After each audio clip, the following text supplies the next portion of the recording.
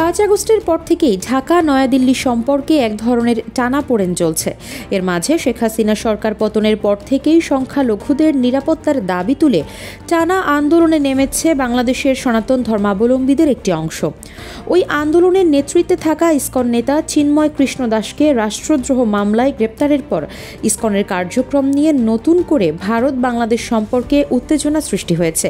চিন্ময় ইস্যুতে উদ্বেগ জানিয়ে বিবৃতিও দিয়েছে ভারত সরকার, যার পাল্টা কড়া জবাব দিয়েছে অন্তর্বর্তীকালীন সরকার।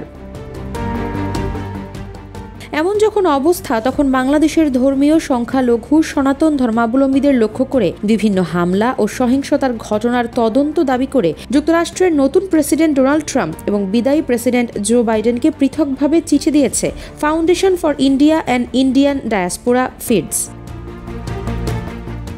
যুক্তরাষ্ট্রভিত্তিক এই সংস্থার সদস্যদের সবাই ভারতীয় বংশোদ্ভূত মার্কিন কিংবা যুক্তরাষ্ট্র গিয়ে সেখানে স্থায়ী হওয়া ভারতীয়। বুধবার ফিডসের প্রেসিডেন্ট খান্দেরাও কান্দ ট্রাম্প ও বাইডেনকে চিঠি দিয়েছেন বলে জানা গেছে।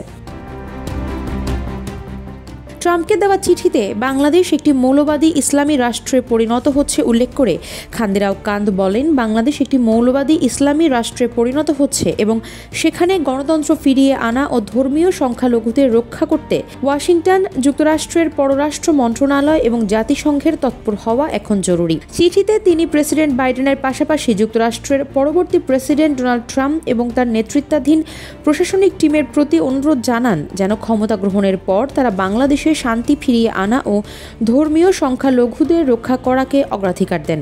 বাইডেনকে দেওয়া চিঠিতে খান্দেরাও বলেন, বাংলাদেশে একটি গণতান্ত্রিক ও অন্তর্ভুক্তিমূলক সমাজ প্রতিষ্ঠিত হবে কিনা তা নির্ভর করছে দেশের সবচেয়ে দুর্বল জনগোষ্ঠী সহ সব নাগরিকের অধিকার সুরক্ষিত থাকছে কিনা তার উপর। বাইডেন প্রশাসন সবসময়ই মানবাধিকার ইস্যুতে আপোষহীন উল্লেখ করে খান্দেরাও লেখেন, এই মুহূর্তে বাংলাদেশে যারা নিপীড়িত এবং বাস্তুচ্যুতির শিকার তাদের রক্ষা করতে সরকার তৎপর হবেন। সম্প্রতি রাষ্ট্রদ্রোহ মামলায় গ্রেপ্তার হয়েছে সনাতন ধর্মাবলম্বীদের রাজনৈতিক প্ল্যাটফর্ম সম্বলিত সনাতন জাগরণ সমাজের মুখপাত্র চিন্ময় কৃষ্ণ দাস। আদালতে জামিনও নামঞ্জুর হয়েছে তার। চিন্ময় কৃষ্ণ দাসের গ্রেপ্তার ও তার জামিন না পাওয়ার নিয়ে উভয় চিঠিতে উদ্বেগ জানিয়েছে ফিডস। আফসারা নাজ, নিউজ ডেস্ক, ইত্তেফাক।